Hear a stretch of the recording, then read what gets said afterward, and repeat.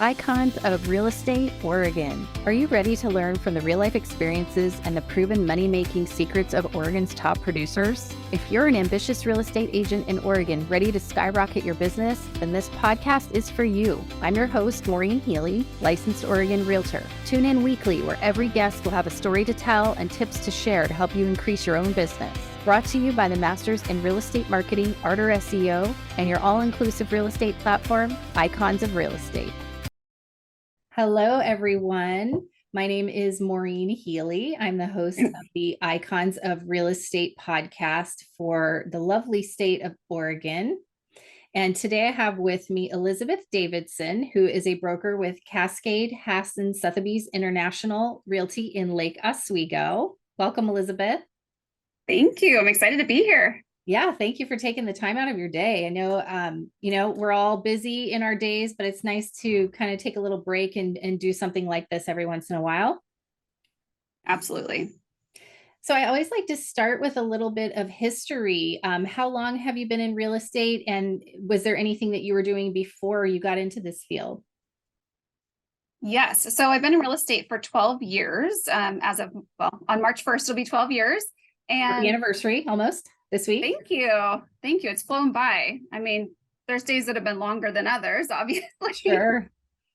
Looking back, it just seems like it's gone quickly. And prior to real estate, I was in corporate hotel sales. So I worked for Starwood Properties and Marriott Properties, and essentially sold corporate group bookings to try and get groups and their meetings too, to fill up our conference space. So I was actively going after new corporate business to bring them into our hotel. And most recent one before I went into real estate was for the Nines Hotel downtown. So I started there as, the seventh person hired throughout the entire hotel and sat in a satellite office and called everybody I could in the corporate world to see if they had groups or meetings or anything that I could, bring them to our hotel for. And I learned a lot from doing that and selling off property of a hotel that was not built yet.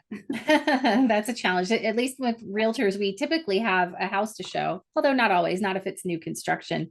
But right. Was there anything from that job and a lot of cold calling essentially that you brought over as a skill that's helping you in your business now? Yeah, definitely. I certainly learned business to business sales, and the underlying thing there is always going to be building relationships. And because I'd worked in previous hotels before that, I did have some existing relationships. So I certainly called those folks first, but I then started in on all the companies that did not know me. And, the biggest challenge is, of course, the Nines wasn't built yet. It was a box. It was empty. So I had to really learn how to paint a picture and tell a story about what this hotel was going to look like, what it was going to feel like, what it was going to smell like, and how our guests were going to feel, and what the meetings were going to feel like, and just kind of paint this luxurious experience. It was, at that time, the most luxury hotel Portland had seen. So now with the Ritz-Carlton coming in, it'll be a different story, but the Nines was certainly the top of the luxury hotel market at that point. Yes, I had the good fortune to actually stay a couple nights there and go to the wonderful restaurant as well. It's one of my favorite places in downtown to go. Yeah. It's really cool because they focus on, sourcing local food or local produce, meat, all of that, and really trying to bring in that Portland feel. And so that was all part of it. All of what I was selling was this local luxury. Sure. So just the relationship building and the storytelling and the painting the picture just really helped me with real estate, because I built my business on relationships. It's all relationship driven. It's 100% relationship driven. And if you can't create rapport, then you're going to have a really hard time, I think, in this business. Right. And learning people's needs. I mean, these corporate meetings have specific needs, and you really have to figure out how to accommodate those needs and what is behind the need, and then help them problem solve that at your hotel. Absolutely. When I was doing a little bit of background research and reading about you, I also read that you were a college athlete. Can you tell me a little bit about that? Yeah, so I was a Division I soccer player. I played for Portland State University. And, I think that really ties into everything that I've done in my adult life, up until I had children. I thought that was the hardest thing I'd ever done, and mentally and emotionally. Anybody who's been a college athlete and certainly a Division I athlete knows how difficult it is to make it through that time. It's fun, but it will push you in every single way that your body and brain and heart can be pushed. So from that, I really, formed a lot of grit, I would say. I can imagine. You have to be a self-starter when you're playing college sports, because your coach is not always, over you, looking over you, telling you what you need to be doing in terms of conditioning and on summer break and things like that. So you really have to be a self-starter. You have to be self-motivated, and you just have got to have, a lot of grit to get through it. It takes a lot of energy to get through, playing Division I sports and having school on top of that. So you also have to be organized to yes. Gosh, the organization and the discipline going hand in hand. I can imagine like that must be at such a higher level than, college alone is its own thing, right? And a lot of people have a hard time adapting from high school to the college schedule. But then if you throw in a very rigorous sports schedule and team and games and all of that, did you travel for those games as well? Yes. Wow. Yeah.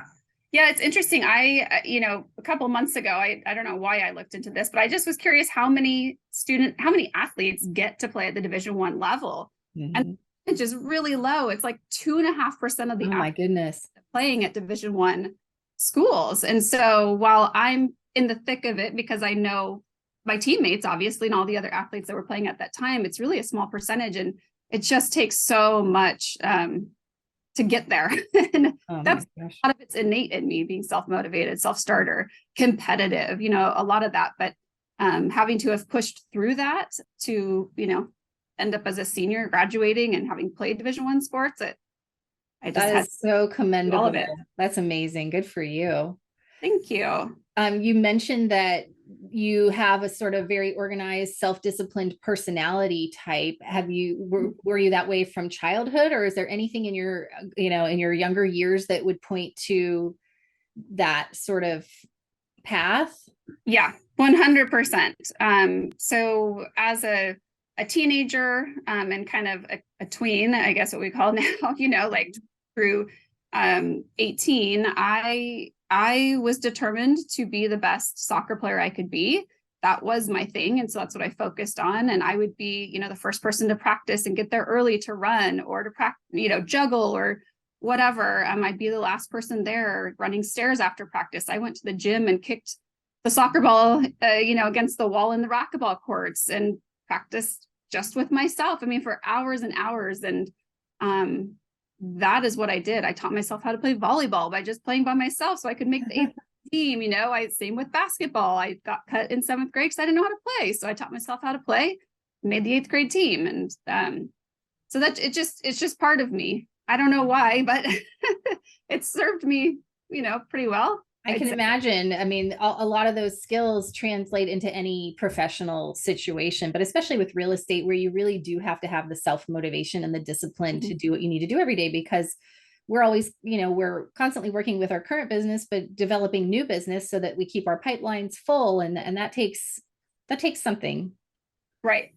Absolutely. We only have so many hours in the day. And of course, just like, we want to spend time with our family too. So I'm very, organized, I'd say, in my time blocking and just making sure I'm getting the things done that I need to get done or that I want to get done. It's more than just a need. It's the things I want to get done, which is connecting with my clients, well as, working on the business that is currently in a transaction right now. Yes. What would you say is going great in your business right now? I run a business based on referrals. So it's 100% referral. So one thing I'd say that has really increased lately is agent to agent referrals. So last year I had about 30% of my business was agent to agent referrals. And this year I expect it to be probably 40%, 45.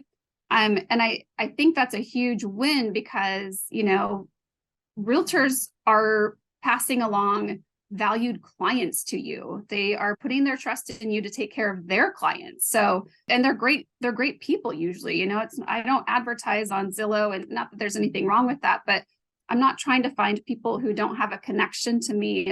I want to work and serve, other agents, clients that are moving into the Portland area, or help them sell their house because they're moving out of the Portland area to wherever that agent is located. But I love working with qualified, nice clients, and they often come from great agents who refer them to me. That's a really high percentage, 40 to 45% for referrals from agent to agent. Is there a specific marketing channel that you're using to connect with agents in other areas? And also, are you focusing on other Oregon agents, or are you also looking outside of the state? So the first question, the way that I have met a lot of these agents is I'm coached by Buffini and Company. So I'm Buffini coached, and we have a massive network throughout the US and Canada. And so I consistently have been going to these conferences, the Buffini conferences, 2 to 3 a year for the last 4 years, and through there, developing relationships. And then those agents also, of course, are in their own offices and have other agents looking for Portland agents and getting the referral that way. So oftentimes it's like a two-step referral stemming from an agent that I know personally. So that's been the biggest way I've received agent referrals is through the Buffini network, because they know that I'm Buffini coached. I drink the Kool-Aid, serving clients, and very much being relationship driven, and that's how they want their clients to be served as well. So that's wonderful, because you're getting professional development and also a really great referral pipeline at the same time through that. That's amazing. Yeah. So it's been great. And then focusing on agents in Oregon. No, I have not necessarily been focusing on agents in Oregon. I have really strong referral partners for the opposite side of the river, right? So Vancouver, Camas, Longview. So those would be the most local, because, they're not far from us. It's Longview an hour away, and Vancouver half an hour away. But I'm not licensed on the Washington side of the river. And so I work with agents that are not licensed on the Oregon side of the river. So it's a great partnership. And they're just really awesome agents, just wonderful people. But I do have a focus on California agents within the Buffini network, because we are seeing so many Californians coming up to Oregon still. There are. There's supposed to be another million leaving the state in the next couple of years. So I want to be the California agent's #1 Portland agent. So that's such a great plan, and to keep track of those statistics and see how the populations are moving and where they're going, and then targeting that area for referral business. That is actually really smart, and something that I don't think I've heard any other agents really talk about that. Yeah, I'm pretty intentional with what I'm doing and developing relationships. I mean, I would love to develop a relationship with every agent out there that, serves their clients the same way I do. It's just obviously not feasible, but yeah, developing the intentional relationships where we know people are coming from. And that's, of course, I've been talking about agent to agent referrals, but I am very focused on referrals from my past clients and my sphere as well. And, the great thing is I've had lots of them come from California, and they refer me to their California friends who are moving up here too. I've got a client from California that was referred by one of my California clients. So I'm intentional about making sure my clients know that I want to work with their referrals and make sure that they feel appreciated throughout the year and all of that. But that's awesome. That's such a great business model, I think. And are you primarily working with buyers or sellers, or are you doing a little bit of both? I do both. Yep. So I'm probably 50-50, right down the middle, which I think serves me really, really well, because I can be an expert on both sides of action, and I can speak to my buyers about, as if I was a listing agent at this property that you're making an offer on, this is what I'd be looking for, and vice versa with, my sellers. I can let them know that, okay, if I had a buyer for this property, this is what we'd be looking for. So it serves me well to know both sides very, very well. I agree. I think that it just having the perspective of and the experience from both sides can bring an extra element of service to the client, because you can put yourself in the other person's shoes, because often, rightfully so, they've got their needs and wants in mind. And sometimes you need to have a little bit of flexibility. And if you can say, well, yes, I hear you, but also think about it from this perspective, let's come to an agreement. That's how we get our negotiations done a lot of times. Yeah. Yeah, absolutely. What would you say your real estate superpower is? So I would say thinking outside the box. I mean, I think the last 3 years or 2.5 years, kind of since May of 2020, we've really, all of us have had to think outside the box on so many things, but in particular, our market and every other market in the United States, just went bonkers, and it was hard to get buyers into a home. You got to think outside the box to try and figure out a way to help your clients. I mean, that's what you're here for. That's the promise I give to my clients when I'm talking to them in the buyer's consultation is, look, you're going to see everything hit the MLS that I see, but guess what? I'm working behind the scenes trying to figure out a way to get you into a home that you love. So before that, of course, we had to think outside the box, but it just brought a different element to it. When you get people who want to buy a home and it feels impossible to them. It's not. I knew it wasn't impossible, but we just had to be creative about it. Definitely. I mean, it was definitely a different time where you had to make so many more offers to get something. I had clients at that time I was working with, and we looked at over 100 homes and made, I think, probably over 40 offers. And that was right in 2020 and early 2021 until they finally got a home that they loved. It was brutal. And it was a learning curve too, because the market had changed with COVID, and we had to adapt with the interest rates being low. All of a sudden, everything in the inner core of Portland in the better neighborhoods was getting 40 offers. Wasn't unusual. Yeah. It was insane. It really was. Yeah, I like to keep a lessons learned tab on my spreadsheet to put these little things in there so that I can remember later, because the market sort of, it's always changing in either a small way or a large way, and you have to adapt, or else you're going to just get lost and you're going to have no clients. Right. Agreed. What do you like to do outside of real estate? Well, I enjoy working out. I mean, I don't know that I'd call it a hobby, but I enjoy just being physically active. It's so ingrained in me from just playing sports through growing up that's kind of how I keep my mental health, at its peak, I think, and physically too. It just makes me feel better, of course. So I definitely always make time for that. Even if it's, a 30-minute workout video in my garage, at 5:45 a.m., if that's what I can fit in, that's what I can fit in. And then that's good enough. But, I've got 3 kids, school-aged kids, and they are very active in competitive sports. And so when I'm not working, I'm watching them play sports and just hanging out with them. So you have to get your workout in the morning. Otherwise, it sounds like in the evenings they're pretty consumed with doing the kids' sports. So. Yes. And I mean, my energy is highest in the morning anyway. I'm just a morning person. Like, my body naturally wakes me up before 5 a.m., which is unfortunate and fortunate at the same time. But, yeah. So evening workouts are just, just not where my energy is. And we're busy in the evenings too. So, and, as realtors, we're working nights and weekends, with during normal business hours. So yes, if I don't get it in the morning, it may not happen.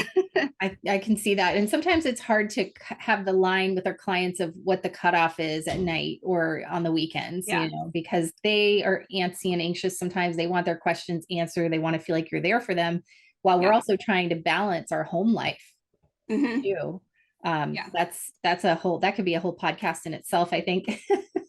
Yeah, it definitely could. And I do think it's different for moms, mom realtors versus dad realtors too. And that in itself would be another podcast as well. Definitely. So I wanted to touch a little bit on your community activities that you do and your sort of philanthropical endeavors. And can you tell me a little bit about that side of your business? Yes. So last November, I held my 5th annual food drive that benefits the Tualatin Food Pantry which is a subsidiary of the Oregon Food Bank. I live in Tualatin. My office is in Lake Oswego. But living in Tualatin, I, certainly saw a need in our community. Tualatin is small. It's 25,000 people. And there is certainly a need for food and help with all of that directly within our community. So I wanted to, one, figure out a way to support our community and show my kids really that, one person can make a difference, difference in the community. And also I wanted to build a community around me. And so I thought, setting up a food drive, it's an event, like come to the food drive, bring your food between 1 and 3 on whatever day it is I'm holding it. So it was an event for people to come together, to be social and to do something for the community. I think a lot of people think that their contribution, whatever it may be, is not, won't make a difference being just one person, when the food banks need so much, and any nonprofit organization needs so much. But bringing them together and them seeing collectively how much we are able to donate as a group and as a community, I think makes people feel good. People want to give. I know people want to give. They just don't know how to do it or how to make an impact by doing that. So I set that up, and it's been going strong. And we, donated about 3,000 pounds of food last November to the food bank. So that is really impressive. 3,000 pounds of food. That is a lot. I mean, that's like really making a solid contribution that's meaningful. I think, sometimes people feel like, oh, I just volunteer for something one day a year, it's not really doing anything. But if you think about it in terms of what you just said, it really does. It really does. Yeah, we actually, the last 2 years, so 2022 and 21, I ended up renting a cargo van so that we could get all the food into one vehicle, because otherwise we had 5 SUVs lined up outside the food pantry full of food. And at some point it's just too many vehicles to have parked, out there. And so we have filled up an entire cargo van of food, which has been it's pretty cool to see the impact too, right? So when people come up at the food drive, they put the food right into the back of the van, and they see all the donations that have been in there already, and that they're adding to it. And that what they're doing and what they're giving matters.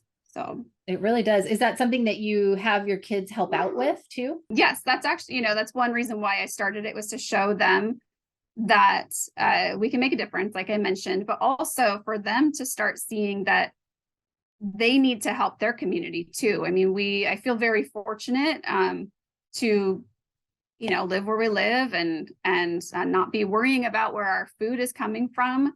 But I want them to be aware that there are people who need help, and it's our job as a community to help them. One fun thing that I did this year that I've never done before was taking paper bags to our neighborhood. So dropping a paper bag off at each one of our neighbors' doorsteps. It has a tag on it just explaining, leave this out on your porch on November, whatever day it was, for pickup, full of food, and we will take it to the food bank for you. And so my twins, who are 10, we had a wagon, and we walked around the entire neighborhood and had them run the paper bags up and leave them on the doorstep. And then a week later, the day before the food drive, we went and picked them all up, and it was like finding Easter eggs on the front porch is what it felt like, because they would run the porch and they'd say, oh my gosh, there's a bag here. And they would get the bag and bring it back to our wagon. And that was really cool to see too, is that people who wouldn't necessarily go to the food drive because they know me, wanted to donate, and they left their paper bag that we left full of food, and sometimes extra bags full of food. And that's such a great idea. Cool to see. Yeah. That's such a great way to get extra donations, and also just being out in your own neighborhood and being with your kids, and like, hitting a lot of goals at once. Yeah.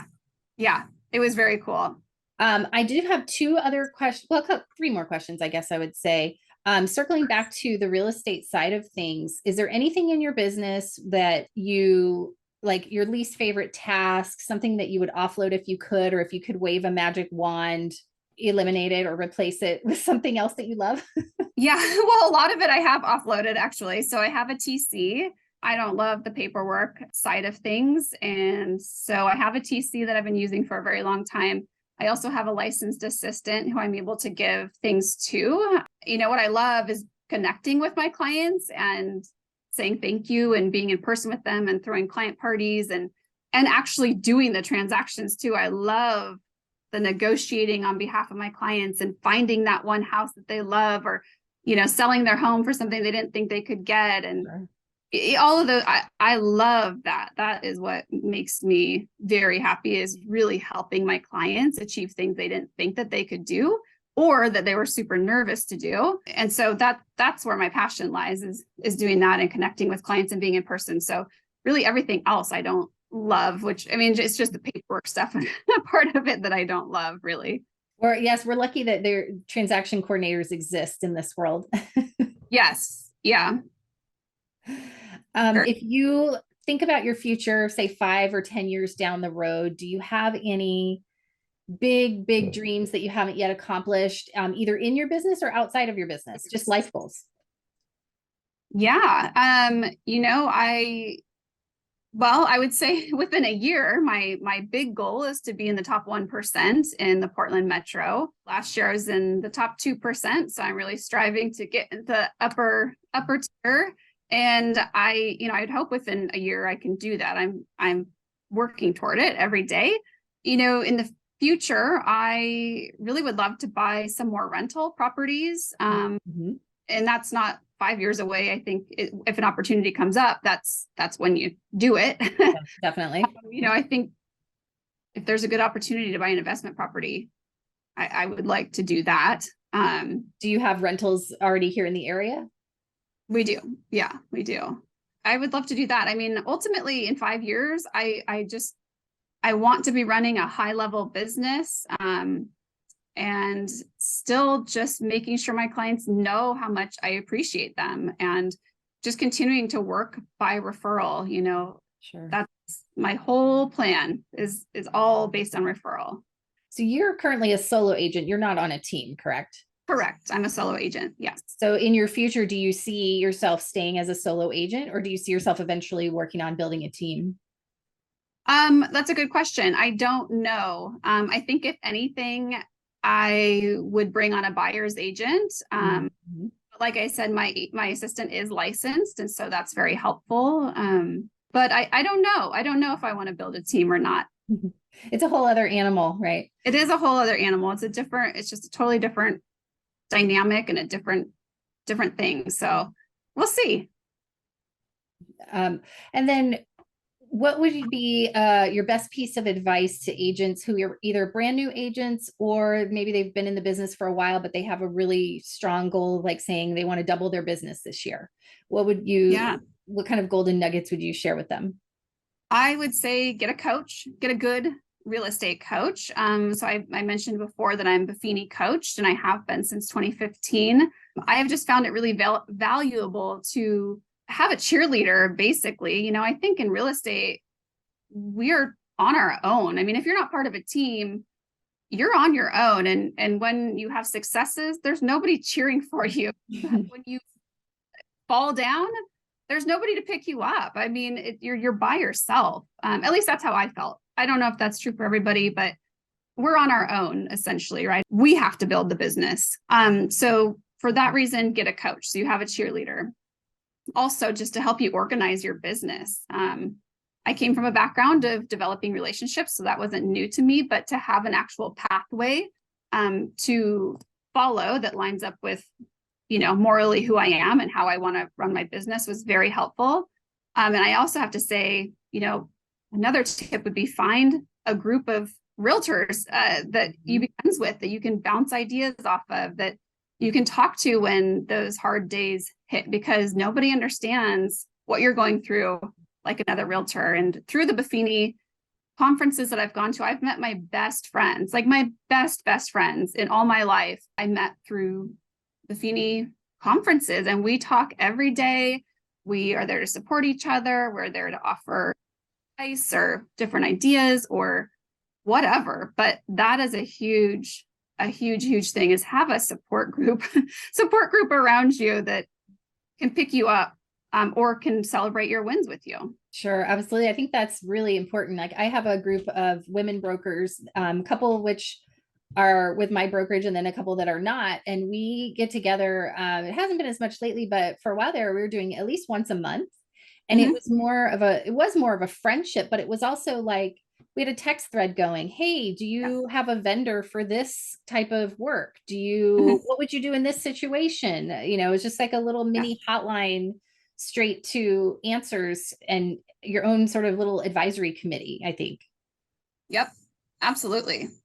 It's so important, I think. And it just makes it's more fun too, right? Like it is having people around you that understand what you're doing and what you're trying to do, and it's just more fun. So it is. And I know that like my family doesn't want to hear me talk about real estate all the time, as much as I love talking about it. I have other people that yeah, I know. It's get those friends around you. I've agents who are newer in the business have asked what they should be doing in order to grow their business. And I mean, the idea I've given them is start building your network outside of Oregon and put together a small Zoom group of 5 agents that you guys meet once a month outside of your area so that you become each other's referral partners. I had a colleague do that and she did it. She started the group and she's loving it. And, I don't think she's gotten a referral directly from it yet, but it takes time. It's, yes. It will for sure. She absolutely will. But, if nothing else, it's just connecting with other agents and her name getting out there beyond our company and beyond the Portland area. So sure. I think it's really important to plant those seeds as far and wide as you can. And I also find it fascinating to speak with agents in other states or even like in different parts of Oregon, because it is different. I only know the Portland market and kind of the culture that we have here. But if you go out to the coast, it's a completely different thing. They have a different kind of a different mindset, a different sense of urgency, or less of a sense of urgency, maybe. And, I've spoken to brokers that are in really rural areas that are selling like a lot of farm and ranch, and that sort of thing. And I just find it fascinating. And even in different areas with different types of weather and different types of houses and what the different houses have. And like, houses on the East Coast have a boiler. I'm like, I don't know anything about a boiler over here, just different things that you pick up. I think it's great to just continue widening the knowledge base. Yeah, absolutely. As we wrap up here, do you have a favorite CRM or other kind of software or Google Doc or whatever you use to run your business smoothly and efficiently? Yes. So with Buffini, we have a CRM called Referral Maker. Okay. I haven't heard of that one. Yeah, it's only for Buffini agents. And so I use that every single day. That's the only CRM I use. And it's the best one because I use it every day. Right. There's certain capabilities that other CRMs have that Referral Maker doesn't, but I don't need those. What I need is Referral Maker keeping track of, all of my calls and notes and pop buys and client parties and transactions and potential transactions, pending, active, sold, all the key pieces that I need to know on a daily basis are in there. And I use it every day. So it works. That's wonderful. I remember my first couple of years, I wasn't sure. I didn't know all the different CRMs and I was very intimidated by them. And I was like, I don't know which one's the best one. Or I was doing just a Google spreadsheet for the longest time. And then I finally found a CRM that I like. And I've been in it now for about probably 4 or 5 years and I love it. And I see what a difference it really does make. And it even has, I'm sure similar to yours, like at the beginning of the year, you can set what your goal is for the year financially, and it will tell you an exact breakdown. Okay, well, based on what you've been selling, here's the average price point and how many you need to do this year and how many people you need to speak to this month and this week. And then every week it shows a list, like here's who you need to call this week. Just having that extra layer of organization and structure, I find really helpful. Very. Yes, me too. I agree with that. Is there anything else that you wanted to touch on before we end today? I don't think so. I think we've covered so much. It's been really fun talking to you. So thank you. Yes, thank you. And if any agents that are listening to this would like to reach out to you, what would be the best way for them to reach you? So they can email me directly at elizabeth@elizabethdavidson.com. Or you can find me on Instagram at edavidsonpdxrealtor. I mean, you could call me too. You can look me up. My phone number is everywhere, just like all of us are so public. You can reach out to me any way you want, and I will definitely pick up the phone or respond back to you right away. Okay, great. One thing I wanted to add was that when I was doing my preliminary research before I spoke to you, I pulled up your realtor website and I found it to be really beautiful and well Thank done. you. And Thank I you. love the whole look of it. I think is really elegant and classy. And I can see, there's a lot of different types of websites out there, and some are great, some are not so great. So I always take note when I find one that I think is really well done. And I think that yours is. Thank you. I appreciate that. That's something I have in the process for myself right now, and looking at good examples is helpful. Yeah. And I think, one thing, I'm sure you've got your company website, right? With Sotheby's, we have our own website within Sotheby's, of course, just like every other brokerage. But I think also having a personal one like I do and what you're going to be building is helpful too, just because there's multiple places for people to find you. Clients are Googling you, and the more that comes up in that first page on Google, the better. Yes. There is another Elizabeth Davidson realtor who is actually in Lake Oswego. Oh my goodness. Yeah. So I, make it a point to make sure I have all kinds of stuff, that will show up in that first page on Google, because I call myself the OG Elizabeth Davidson. Is she in your brokerage as well? Not anymore. No, she's not. She was with Sotheby's prior to us merging. Okay. Yeah. And I don't know her. I'm sure she's lovely, but it's an interesting conundrum when you have somebody with the same exact name Yes. sells real estate in a very small city. So, but again, I'm sure she's lovely. It's just, I want to make sure my information is there. And so having two websites and all kinds of different videos out there and all of that definitely helps keep, me on the first page of that Google. Yes. And that's another thing, along with social media, just making sure that when people do Google you, or I guess Bing is now becoming very popular as well, that the right information shows up, and constantly, a couple times a year going through and editing that and just making sure that everything is still good, and maybe refreshing it a little bit so that it stays the way that you want it. Because the last thing you want to do is have somebody Google your name and they find the wrong person. Right. Or, if somebody isn't putting in their past sales into or, whatever else. I mean, realtor.com pulls for us, and Zillow mostly does too, but just making sure that those are correct, I think, is really important, because I've looked to refer agents before outside of our area, and I pull up Zillow or Realtor, and it's not showing a whole lot of sales, when in actuality they could have had a lot of sales. But I want to refer somebody who's actively doing business, and so having those past sales in there is really important, and reviews too. Yes. Well, again, I thank you so much for your time today. Appreciate it. Yeah, my pleasure.